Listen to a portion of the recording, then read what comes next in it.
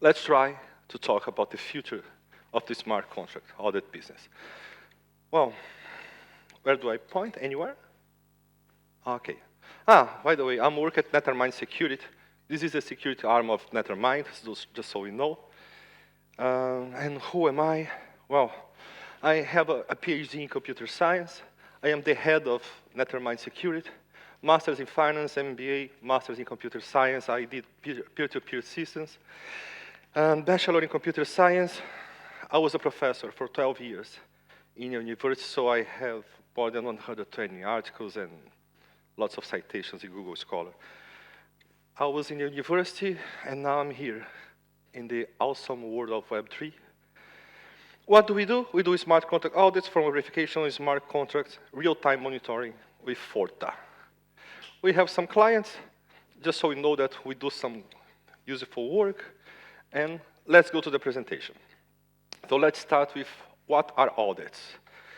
I'm not sure if everyone here knows, but basically an audit is the assessment of any process or systems to identify risks, weaknesses, or areas for improvement. You have a protocol, you design the protocol, you develop the protocol, you have the intention to go live. Before going live, it would be very nice to have an audit. And honestly, this is something that should take place along your whole development cycle. But Web3 is kind of evolving. It's not like the, let's say, traditional software areas. So we do audits in the end, which is not the best way to do. We should do an assessment of the architecture before developing. We should do security assistance while you're making the development, so you reduce the chances of making wrong decisions and have to rebuild your system. And here, more context. Blockchain specifically refers to review of the code, protocol systems to identify security vulnerabilities, inefficiencies, or other issues that could potentially be exploited. An audit report in the Web3 works like a piece of marketing, where you, with your protocol, you show to the stakeholders, investors, the community, and the users that your protocol is safe. And this is a very important document, because when we are writing the audit report, we are talking to the whole community. We are talking to the devs, but most important, we are talking to the end users that will put money in your protocol. And when did it begin? Well, it begins truly with the DAO hack in 2016. Basically, $50 million were stolen. And then the community realizes that they need some ways of protecting the users and not go into that situation again. This is when we have the bull market for audits, and that starts to be a reality. How did it happen? Mostly looking at the code, doing the checks, and getting some small inspiration from the traditional finances. There's a difference. When they start doing those code reviews, they were very small reviews, just focusing on security. When you go to your bank and you have an investment fund and you request the audit report, this will be a 1,000 pages document. This is not what we have now, but we have evolved a lot since 2016 to what we have now. And there's a cycle of an audit. It's very easy. Basically, you do the scope. There is too much text. Just, you do the scope. You do some auditing firms. You do the scope. Then we have the manual code review. 2, 3, 4, 5, 6, sometimes 8 auditors, depending on the complexity of the code. We have a part of automated analysis, vulnerability identification. We provide the recommendations and things that you can do so you can solve the problem of your code. There's a reporting. While we are writing the report, you are working on the fixes. You receive a draft report, do the fixes, and then we have the post-audit, where you come back with the fixes and we check if your code is doing what it's supposed to do. maybe fixing one issue, you can introduce bugs in another place. However, this is changing. Well, since 2016, the business is changing every time, but now it's changing faster. This is becoming more professional. We have more auditors. Developers are more conscious about the security issues. There is one problem when you're developing smart contracts. It's a different paradigm. When we are writing let's say, standalone software, you don't interact. But when you're doing a smart contract, it interacts with other parts, with other agents, and nobody knows what is written in the contract you're interacting to. This is a change in the way we learn computer science in the college. And this is a new way of thinking, and it requires time. We consider that to be an auditor, after you have the security background, after all the trainings, you need at least 1 year doing audits until you learn you'll be secure to do the audit. And how the business is evolving. Now we have the bug bounty platforms. We have Code for Arena, Sherlock, Cantina. And what they do, what those platforms do, basically you're a security researcher, you're an auditor, you want to be an independent auditor, a solo auditor, you can go to one of these platforms and work in a contest. Companies, protocols, go there, put prices they can afford to pay, release the source code, we engage, performing the security review, and then you are rewarded based on how many issues you find, the severity of the issues, how many, let's say, issues that you found, that only you found. So if there is one issue, I find the same issue as you, we split the money between the two of us. This is awesome, because now we can have not 2, 3, 4, 5, 6, but we can have 100, 200, 300 system research engineers, security researchers working on your protocol. So works pretty much like the same here, the rewards. And there is a standard for providing the output. You need to provide the proof of concept. But this comes with some drawbacks. By the way, as a professor for 12 years, I was always like this. This is the place I'm comfortable. My day was being in a class, teach my class, and then go to another class, teach the class again. I was always in touch with people. And when I joined my first, let's say, my first employer, I noticed that we were far away from clients. 10 years, last 12 years I was a professor. 10 years, the decade before that, from 2001 to 2010, I was at Capgemini. And I was a manager in Brazil, and we had 100 system engineers, and I was like an account manager. I had to go to the client, get the jobs, give to the team, and ask the team to deliver the work and see if they are delivering revenue targets, quality targets. I was always dealing with people. As a professor, always dealing with people. And when I joined Web3, I noticed that I was not talking to the client. And that was kind of strange to me. How can it happen that we have clients and they pay nice money for that, and we don't talk very much to them? And this is more obscure when we go to the contest, to the bug bounties. Because now, if there was a big distance between the client and the provider, now this distance is even greater. So this is the first point, distance between devs and auditors. Limited collaboration. Developers and auditors often operate in silos, reducing opportunities for real-time communication and collaborative problem solving. This is one big issue. This issue also happens in the traditional audit business. Also, anonymity of researchers. So you don't know if the guy that is trying to fix your protocol can be adding some backdoor to be exploited. Reduced client-provider interaction. This is This is totally crazy because now the focus is no longer building partnerships, long-term partnerships. You only do a transaction. I submit a transaction with my findings, you submit a USDC to my wallet. This is no longer centered in human. So totally impersonal experience. You just put a honeypot, people go there, submit the things, the system, you have some judges who evaluate. You don't know who did, you don't have the opportunity to talk. Maybe the guy didn't report something, but he had some idea, one small idea that could make your application much better. He has no way to report that.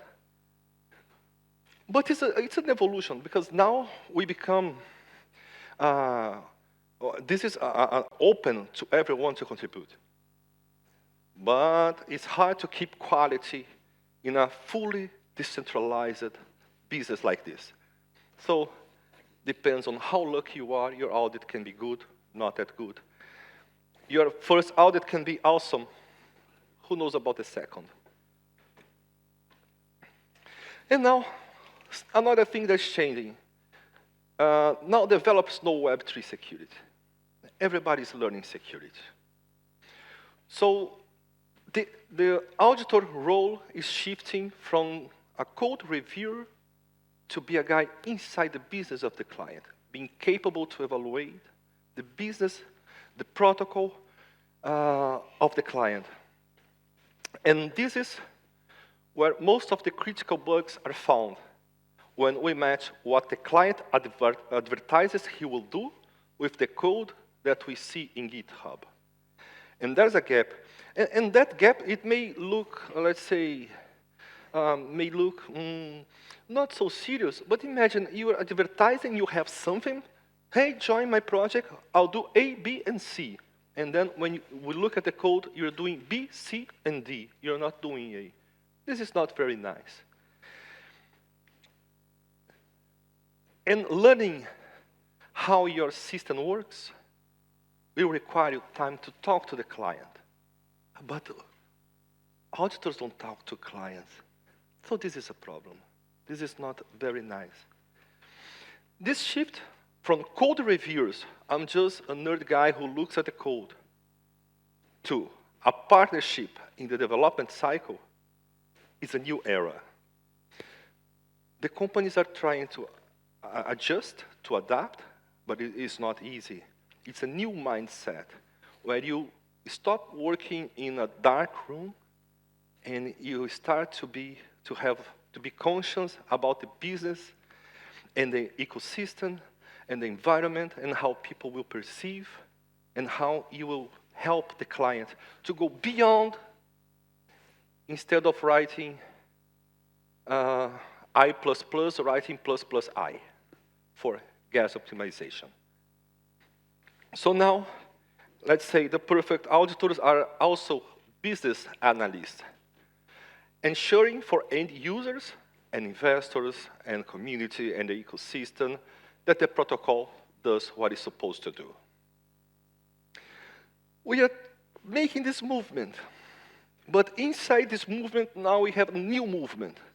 We didn't complete the first movement, so we have auditors of the let's say, old auditors or old-fashioned auditors, and auditors join this new way of doing the work. And while we are moving, we see AI. And now becomes fully messy, because now AI, or very soon, AI, will be developing code. And how are we going to audit a code developed by AI? And what's the role of AI when doing the audit? And what's the role of AI when making business decisions? This is important. AI can come with protocols, ideas that we would never have. And AI can write a code. You can request the AI, give me a code to make this, and ensure that people with IQ below 200 cannot understand the code. The one requirement. I want this DeFi protocol, and I want a code to be generated in a way that people below 200 in IQ cannot understand that thing. He can do. So we will have applications developed by AI, for sure. And if we have applications developed by AI, should they be audited by AI or by humans? There will be AI hackers. For sure, why not? They must join the party as well. So very soon, we'll have to deal with automation of audits. This is tough. This is challenging. It's not easy. But AI-based audit tools may become more common, automating much of the audit process to keep up with faster and more complex contract development. Because of those requirements that we can add. So I can use AI to write a code in a way that an auditor cannot audit in a reasonable time. And by the way, audit is constrained by time. And time is constrained by budget. So audit is an effort in a limited amount of time to solve the problem. Hacking has no limit of time. Hacking has no budget. The guy can work for 2 years until he breaks your protocol. Then he gets 200 million. I mentioned this, auditing AI-generated code. Will this be possible? Specific methods will need to be developed to audit code generated by AI, ensuring it's free of vulnerabilities even when the code is more intricate and less transparent to humans. This can be a very tough problem because AI can take humans, in some sense, a little bit away of the process. It's not totally away, but it's changing the profession again. It's changing the role of the auditors. We also have to deal with this. When we meet the client, we ask, what was your intention with this code? What is your purpose? What do you want to achieve? If I have an AI-generated code, I don't have the opportunity to ask the AI. So it's something interesting because it's becoming less human-centric than it was before. And before, in 2016, that was something that was too far away from a reasonable reality or the reality that we see in the traditional software development. But now it was far away, and with those things, it's going even far away from the direction we would expect, at least me, old-fashioned guy, 48 years old. And AI writing code, why? I told you, developers now know security.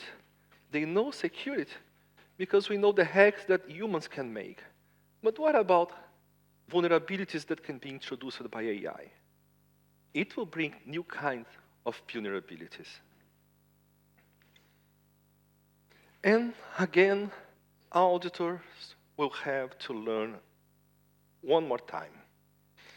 So, additional skills, knowledge in AI, machine learning to understand an audit, AI-generated smart contract. So yeah, being an auditor is not an easy profession. It's learning all the time. No matter how much you learn, there is always somebody more intelligent than you. And technology is changing over time. And then becomes a compromise. How much time should I be auditing? How much time should I be practicing learning? How much time should I be learning social skills so I can keep the client? Because it's not only getting the client, but how can we keep the client in the company? The client has to come back. And now I have to learn AI and machine learn and all those things. I hope the salary goes up. But greater dependency on analysis tools. Yeah. My colleague here was asked about the tools, automated tools for doing the audit. And it seems that it's a hard topic. It's not easy to develop those tools, but possibly will increase the dependence on such analysis tools. That will have to learn the intention behind a spaghetti code created to confuse the reader. And also, just like since AI is created by humans, it can also be biased. Your search engine is biased. And the AIs who generate this code can also have bias. It can be political, economical, bias. How we are going to deal with that? So this is the moment when we need the humans to come back here and see what is happening for sure. One possible way or one demand that we don't have very much now. Today we have bots monitoring smart contracts, but it seems that in the near future we'll need this continuous and real-time auditing. Basically, since your contract was AI generated, since it can upgrade, destroy, self-deploy, blah, blah, blah, we'll need this. So with the complexity and sophistication of contracts, it may be necessary to implement systems for continuous and real-time auditing, where contracts are monitored and audited while they are in execution. Oops, wrong.